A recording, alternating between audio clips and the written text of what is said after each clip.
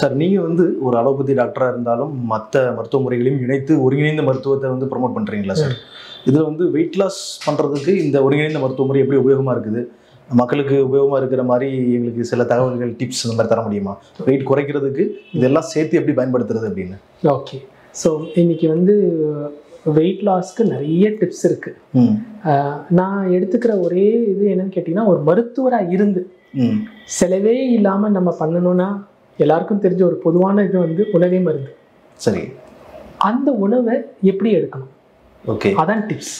சரி சார். ஏன்னு கேட்டிங்கன்னா, ஆயுர்வேதத்தில் வந்து நம்ம சொல்லுவாங்க, நீங்கள் கேள்விப்பட்டிருக்கீங்களா, இந்த வாதம் பித்தம் கபம் சொல்லுவாங்க. ஆமாம், சித்த மருத்துவம் ஆயுர்வேதம் எல்லாமே ஒரு மாதிரி சொல்லுவாங்க. ஸோ இந்த ஒருத்தரை நாடி பரிசை படித்து அவங்க உடம்புல எது வந்து குறைவாக இருக்குது, எது அதிகமாக இருக்குது, கூடுதலாக இருக்குன்னு தெரிஞ்சுக்கிட்டு, இப்போ நம்ம எல்லாருமே என்ன பண்ணுவோம்னா, உணவே மருந்துன்றது தெரியும், எல்லாருக்கும் ஃபுட் டிப்ஸ் இருக்குது, ஆனால் கரெக்டாக இருக்கா? It's a universal tips.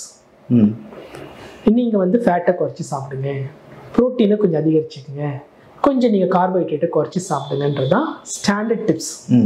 ஆனால் நம்ம இன்னும் அதுலேருந்து ஒரு ஸ்டெப்பு மேலே, ஏன் உடம்புல நீங்கள் அது கேள்விப்பட்டிருக்கீங்களா, சாப்பிட்றவங்க எடை குறைவாக இருக்கிறாங்க, சாப்பிடாம எடை ஏறினவங்களை கேள்விப்பட்டிருக்கீங்களா? அந்த மாதிரி நிறைய பேர் இருக்கிறாங்க, ரொம்ப குறையாக தான் சாப்பிட்றாங்க, ஆனால் எடை ஏறிட்டே இருக்கிறாங்க. கரெக்டுங்களா? ஸோ இங்கே தான் நம்ம வந்து புரிஞ்சிக்க வேண்டிய விஷயம் என்னென்னா, உணவில் கூட ஜென்ரலாக நம்ம டிப்ஸை பயன்படுத்தாதீங்க.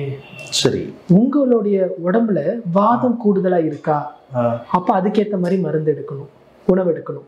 பித்தம் கூடுதலாக இருக்கா, கபம் அதிகமாக இருக்கா, கபம் அதிகமாக இருக்கிறவங்க பெரும்பாலும் பார்த்தீங்கன்னா எடை அதிகமாக இருப்பாங்க. சரி சரி.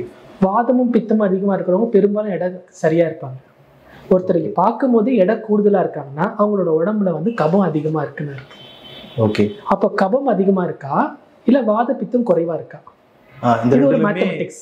ரெண்டுமே இருக்கலாம். சரி, கபமும் அதிகமாக இருக்கலாம், வாத பித்தம் கம்மியாகவும் இருக்கலாம், இல்லை ரெண்டுமே இருக்கலாம். ஸோ இதை தான் நம்ம கண்டுபிடிக்கணும். ஸோ நான் வந்து ஒரு ஆயுர்வேதாவுக்கு மாஸ்டர் கிடையாது. நான் கண்டிப்பாக ஆயுர்வேதாவுக்கு எனக்கு ரொம்ப ஈடுபாடு இருக்குது.